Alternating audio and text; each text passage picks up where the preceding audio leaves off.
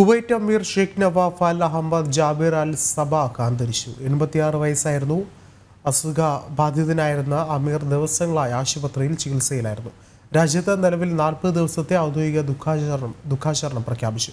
പുതിയ അമീറായി കിരീടാവകാശി ഷെയ്ഖ് മിഷാൽ അൽ അഹമ്മദ് അൽ സബാഹിനെ തെരഞ്ഞെടുത്തു.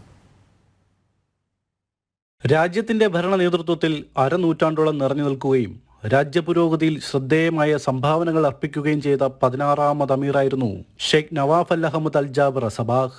അസുഖബാധിതനായി ദിവസങ്ങളായി അമീർ ആശുപത്രിയിൽ ചികിത്സയിലായിരുന്നു. 2020 സെപ്റ്റംബർ 29-നാണ് കുവൈറ്റിന്റെ ഭരണാധികാരിയായി അദ്ദേഹം സത്യപ്രതിജ്ഞ ചെയ്ത് അധികാരമേറ്റത്.